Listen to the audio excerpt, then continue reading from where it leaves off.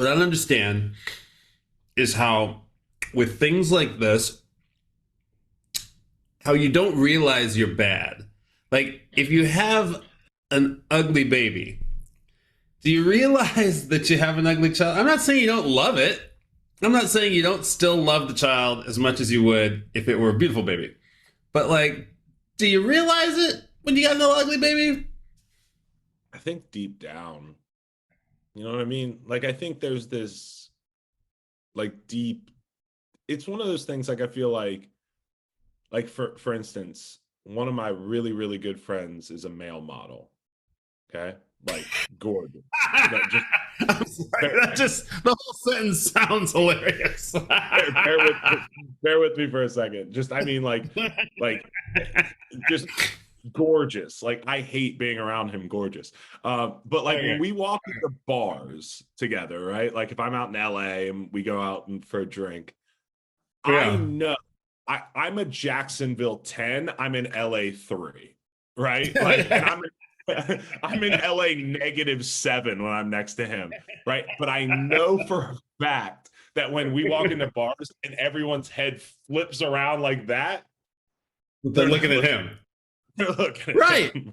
So You okay, know? so this is what I mean. Okay. So we all have this consciousness. We all know where we sit in the world, right? All right. Now, let's take that to like art.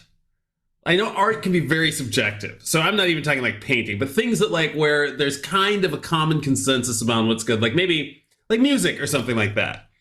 If Okay. you're and you're a musician, you have Sure. been like this is what you did, right? So do people, and you were a good one.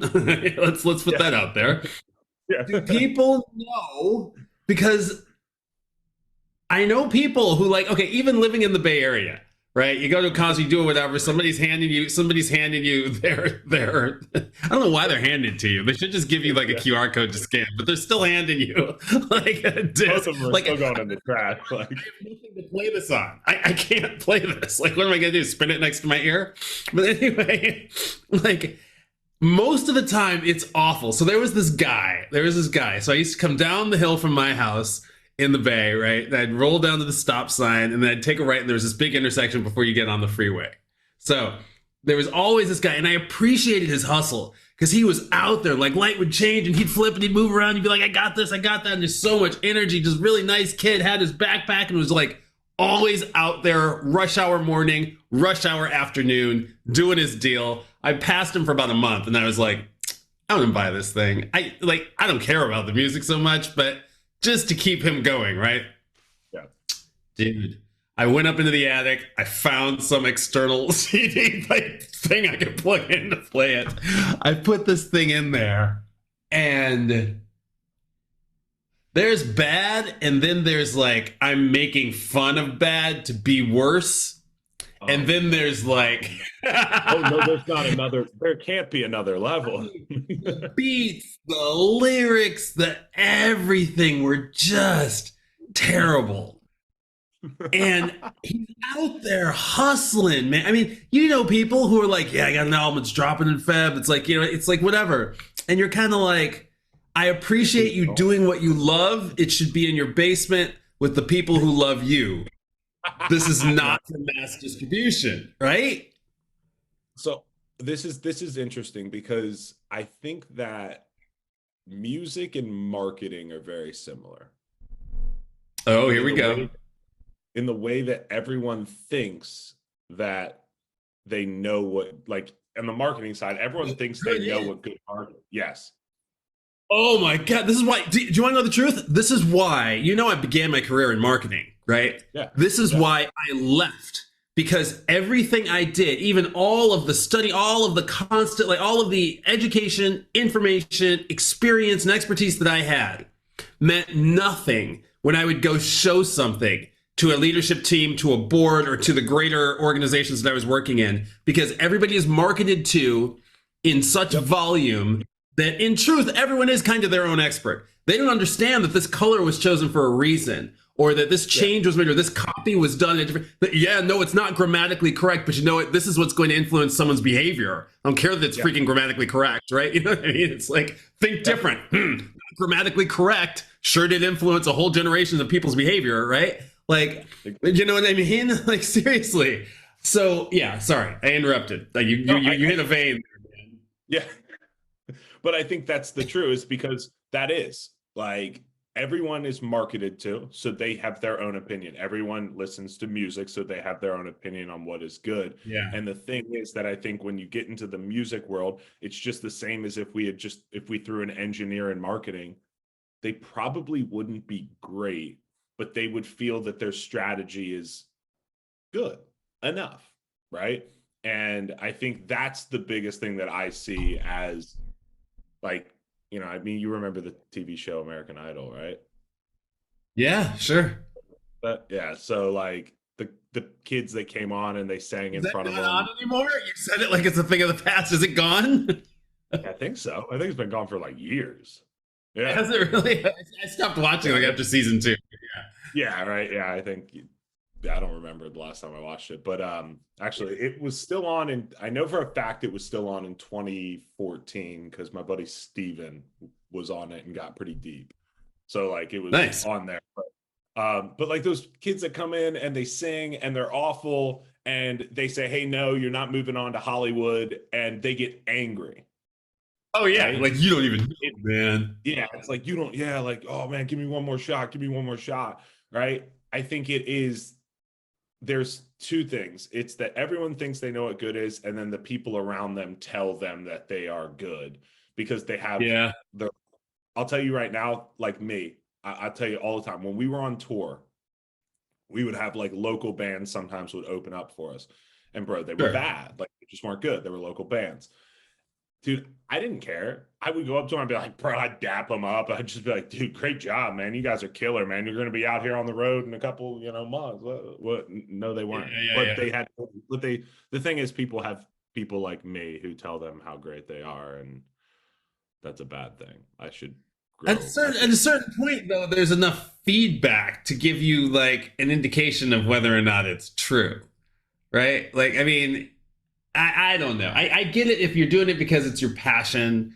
You know what I mean? I play keyboards in the privacy of my own house because it's my There's no way I'm ever going to. You could maybe force me if I was in Chicago and it was like one of those open jams where someone can sit in and do like something really light. Like maybe I'd hop up there in the obscurity of 12 other people who don't know what they're doing, right?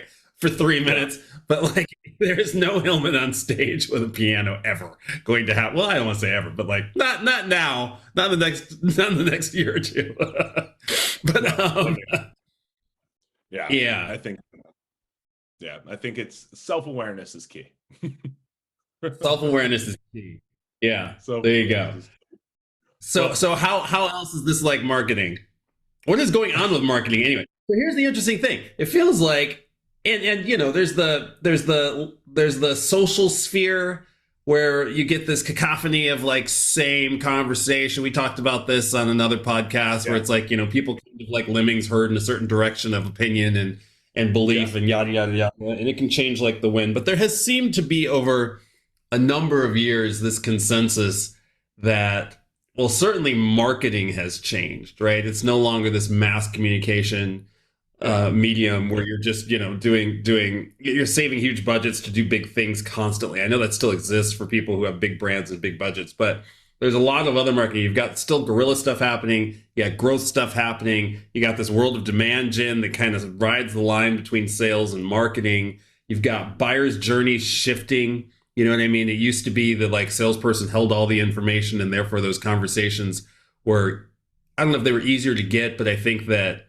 the buyers had more, the sellers had more leverage in that the information that they provided was not readily accessible elsewhere. Now that stuff is ubiquitous, whether it's real or not. You know what I mean? People use a lot of marketing content with a lot of statistics, a lot of air quotes I'm using here, right? I don't know. I don't know. What's your take on what's happening in the B2B world of marketing and that alignment to sales, et cetera? So I'm glad you said B2B because I think that the B2B world is actually starting to, on the marketing side, step into the realization that B2B marketing sucks. Hmm. Plain and simple. It's boring, right? It drives people to a landing page that has, for years had an ebook or a PDF, and then I would download it, and then I would hear from you until I buy, die, or unsubscribe, right?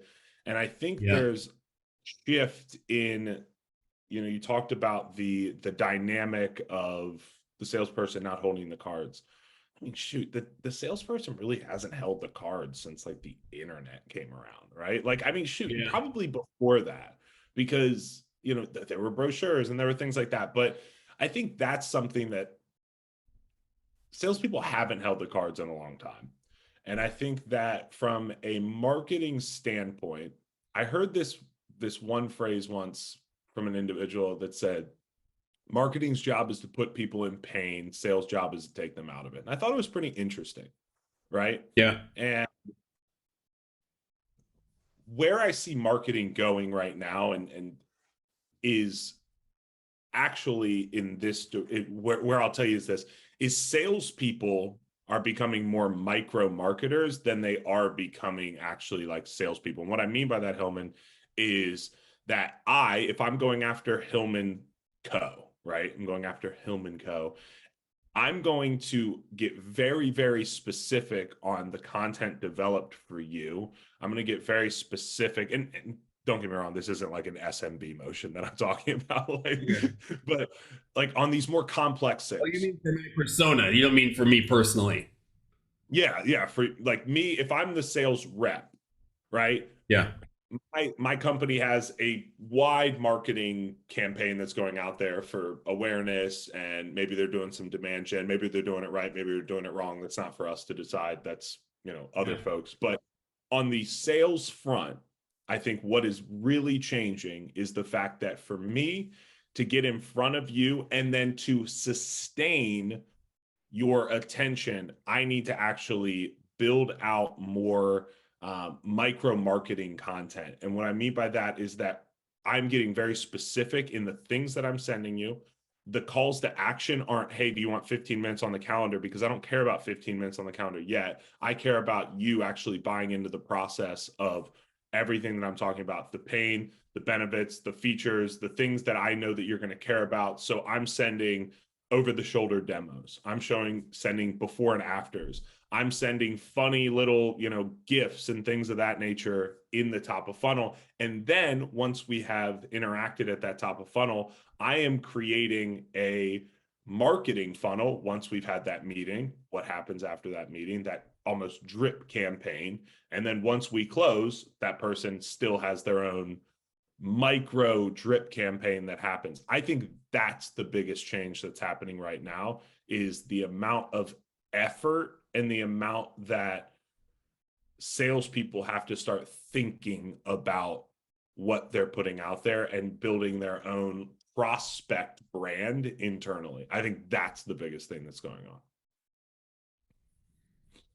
I don't disagree. So the question is just what's happening with B2B marketing, and has it changed forever? I mean, I think it has changed probably forever. Yeah.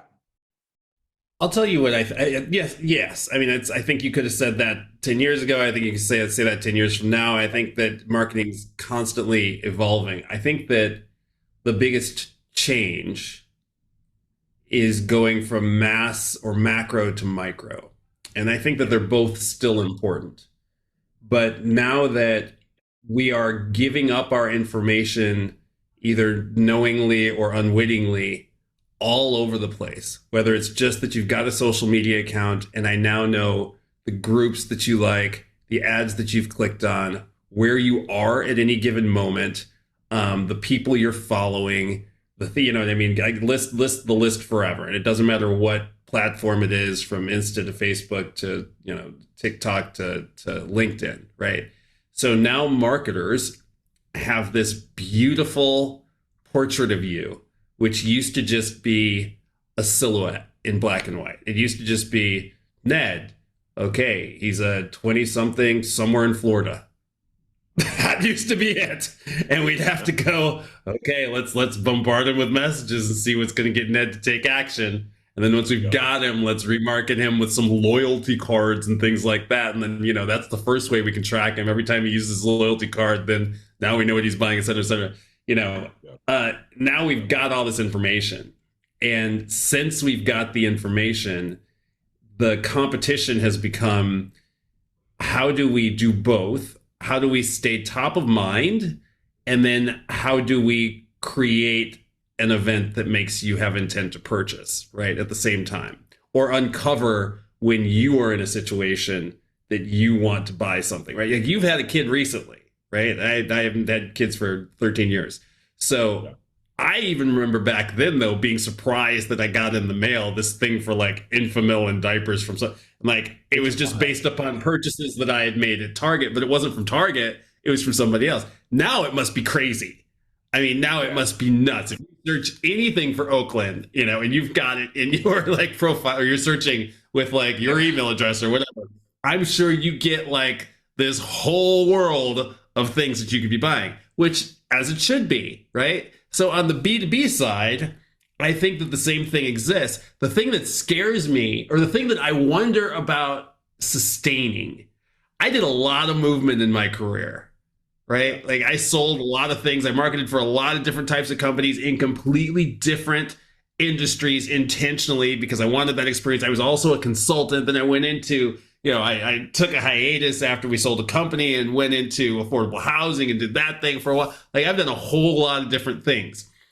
What I wonder when you say that the onus is now on the salesperson to create a brand that now is going to resonate with the individual that they're selling to on social, I would look like a complete, you know, mess. They'd be like, who is this guy? Like back then. I mean, now I've had a whole lot of consistency for 15 years. But like, Is yeah. I don't think it's necessarily so I where I differentiate the personal brand from, in a sense, what I'm talking about to what I would call like a prospect brand is Yeah. that sure, you have this omnipresence that if they go to your social, that brand is going to be consistent, right? They go to your LinkedIn, that brand is going to be consistent with the brand that you're putting out in the messaging on the, you know, emails, in the conversations that Yeah. you're having, right? We want that omnipresence just as if we do as like a marketing company or marketing company, a marketing department, there's needs to be, you know, actual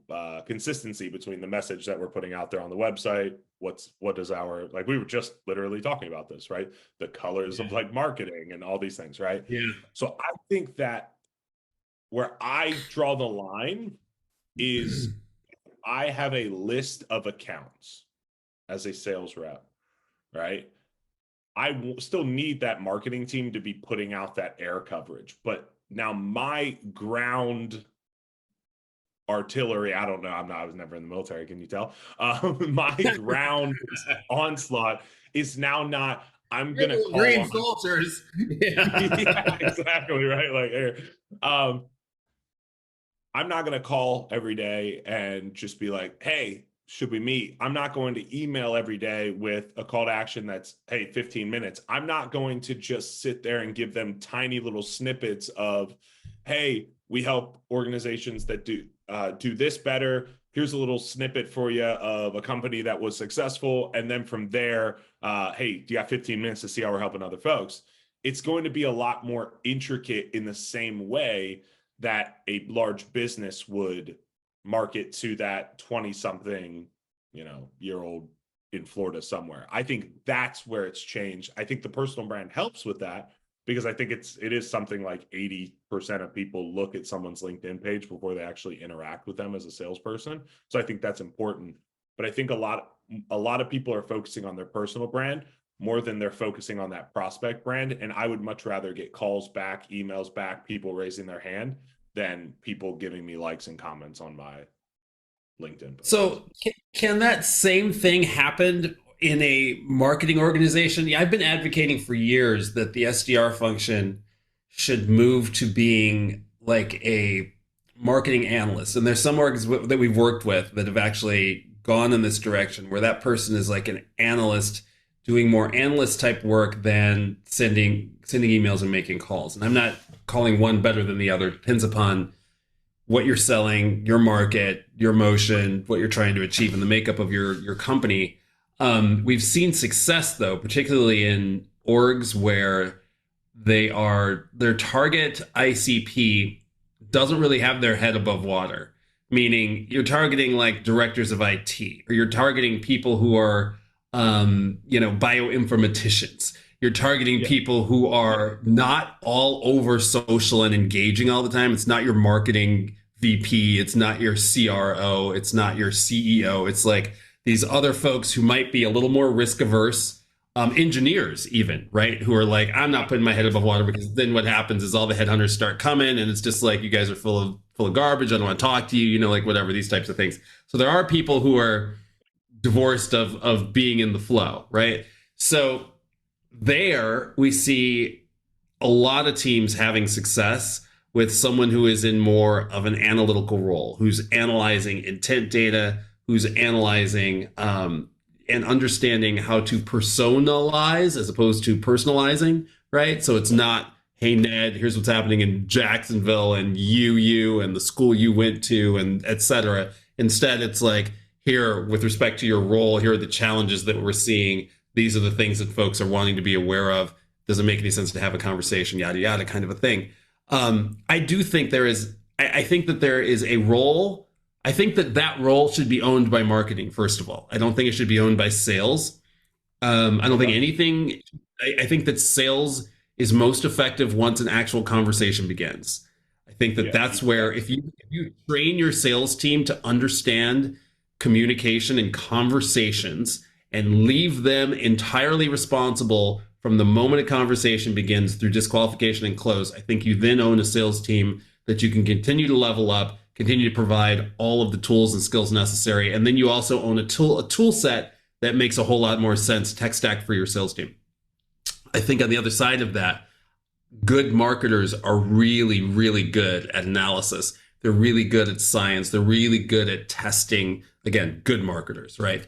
They're really good at leveraging mass communication that looks personalized or personalized, right? So I would kind of cut the org there. And this doesn't have to be a formal thing. If you've got a CRO who sits over both, that's fine. But just I would bifurcate it down that path and go really heavily on marketing, developing, messaging, and outreach, even whatever that outreach looks like, that is hyper specific, leveraging all those things that you can today with respect to, all the data that we have at our fingertips, and then kicking over to sales once a conversation begins, right?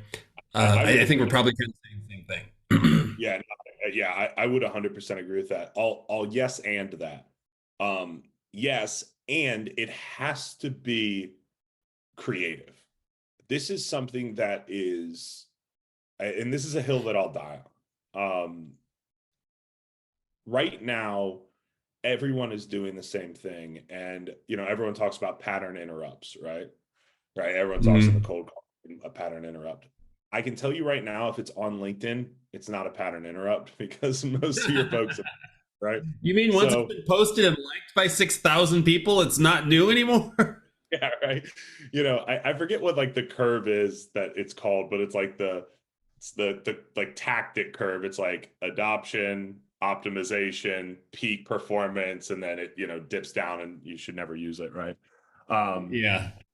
Yeah, I was gonna say something, but I'm not gonna say. I was gonna Say it. But You gotta say it now. no, I can't do it. Jamie listens to this podcast. So No, I'm dying to know.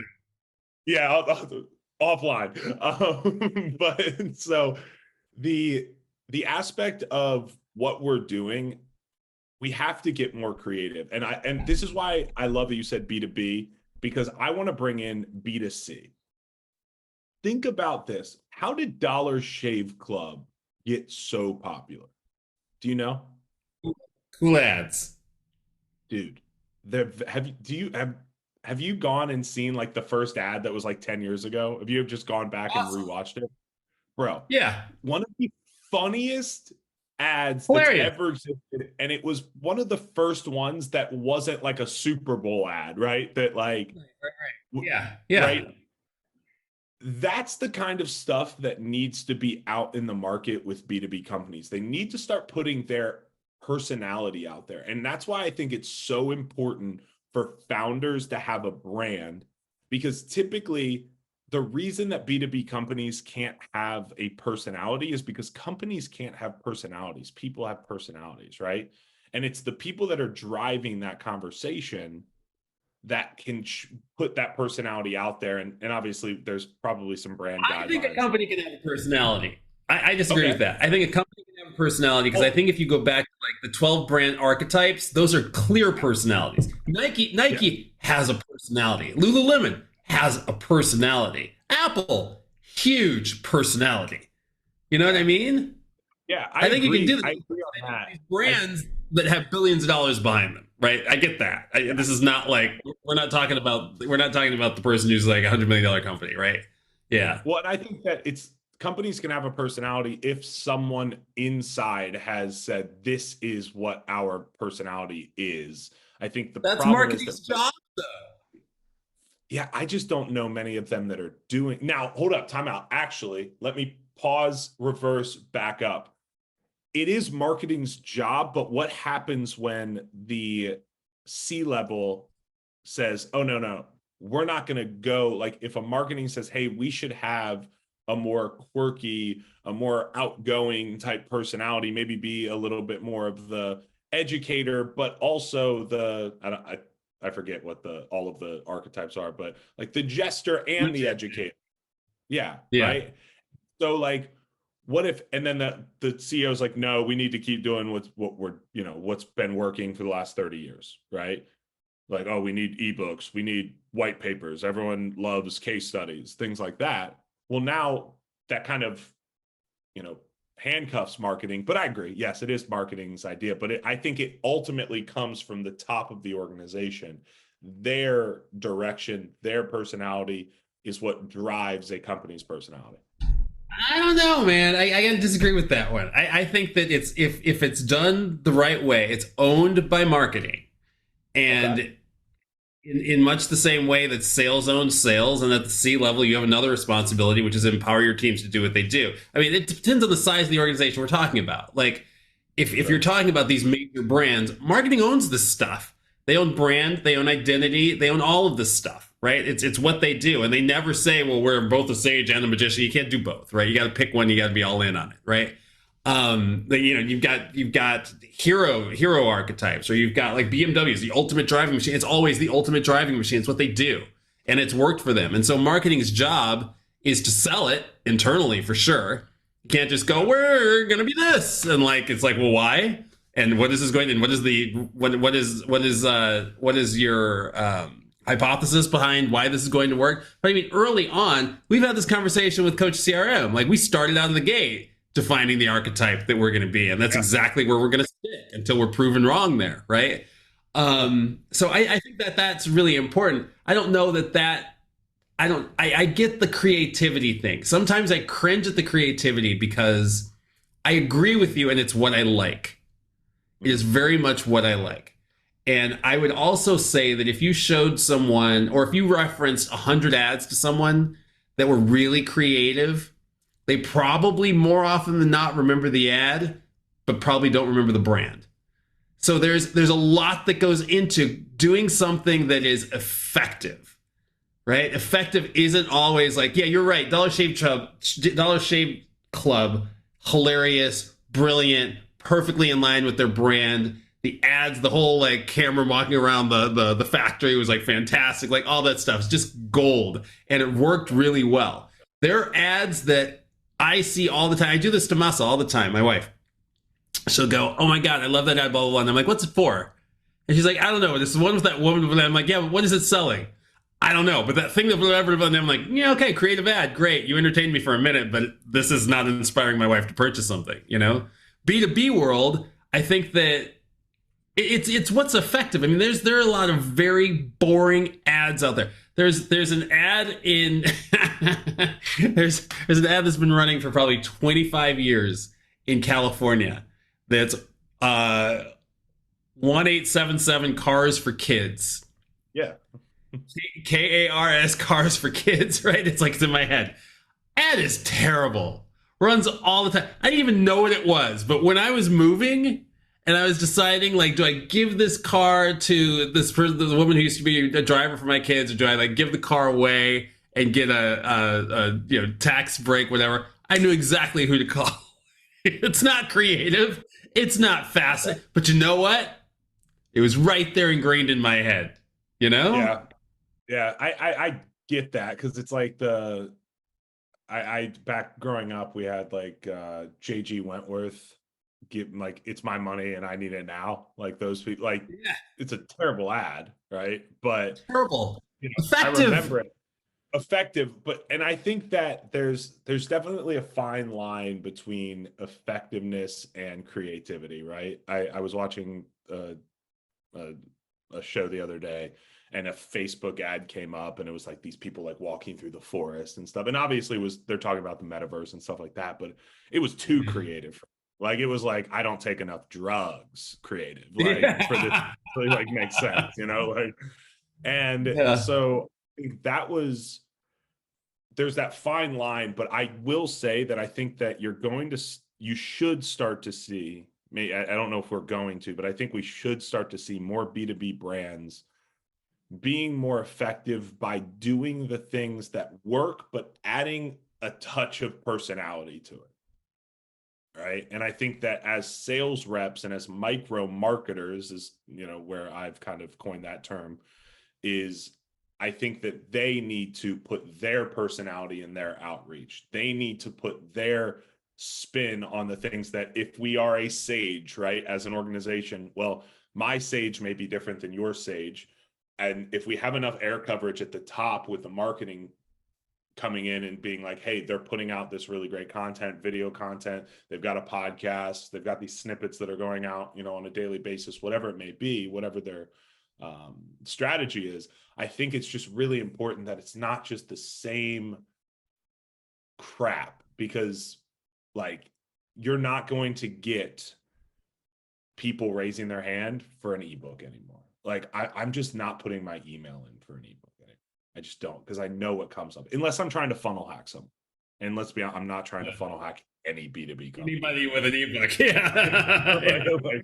So like that's the biggest thing for me is I think that if there is the ability right now, I think the question being is like traditional marketing and sales dead, right? Is that like the question? And we could go on a whole tangent on what is traditional, but like is old school traditional, is old school marketing and sales dead? Yes. Is traditional marketing and sales dead? Yes. In the point that marketing now needs to grab attention, right? More than ever. And it needs to drive that attention into the conversations with salespeople, right? That is the new model. Is that the model that happened before? Yes. But I think people were more excited to get a phone call or an email when they downloaded an ebook in 2012 than they are in 2022. Yeah, I think that's true. I still don't know about all the excitement thing. I think that sometimes, and this is just my old marketer, what do you call this? Rejection of everything having to be exciting and fun and interesting and creative. Like there's really good marketing that folks don't realize is impacting them all the time that is not that creative, but it is so highly effective. And a lot of the things that I look at and see as being really smart marketing and really smart positioning and really consistent, I think is not always the stuff that gets like the kudos for being the most interesting. And the thing that scares me as I think about this from a C-level perspective is having a bunch of micro marketers in my org can be, depending upon who I have hired, could be really difficult to manage. I still wonder. I still think it's hard enough to manage a sales team that you're not allowing, but that has the right to go and have their own social presence and who you are having reach out with their own personal brand. It's a lot to have to corral. And this is why we like to have marketing and sales in the same room when we talk about strategy, when we talk about how to disseminate messages through systems, and when we talk about the skill sets that are necessary. There's a clear demarcation between who does what, I think, but there needs to be such synergy in the handshake with respect to how it's viewed by your prospect, by your customer, by your audiences, your stakeholder audiences, whether those are investors, whether it's the market, whatever it might be, right? That I think that alignment there is really key, and being able to, sure, let salespeople be human and be authentic and do their own thing, and then provide them enough tools to still adhere with rigor to what marketing has defined as clear messaging and a clear hypothesis around how we are reaching our targets and why we're reaching them with a certain message through whatever medium, I think is so key. And I don't know that there are organizations who are doing that super well today. And I think that the more we see technology allow for mass dissemination of messages through automation, allow for mass segmentation, allow for huge data enrichment, I think it's going to be more and more key that someone has ownership of that in the organization and has some oversight. I mean, there was a time when I remember being a chief marketing officer, and I was like the brand police. I had to go around, like, this is back when people, like, you know, now at least you have universal places and you have collaborative file sharing and stuff like that, and you've got rights management, and you can turn off what people have access to, whatever. You know how many decks were inside of this company? There was like 400 people in this company, maybe 30 salespeople and 5 or 6 sales engineers. Everybody had a different freaking deck. And I'm like, you're using a logo from a year and a half ago. You're using every logo in your deck because you've pulled all of these. Like, it's just logo stuff, which they don't care about. They're just like, well, it says the name of the company there. Who cares? Like, whatever. It's just like, I mean, the things you have to police now to be a truly cohesive organization and to really align behind an archetype, I think is it's a lot to do. I would agree. Yeah. I think that the long story short is traditional sales and marketing is probably dead in some ways and very alive in For sure. others.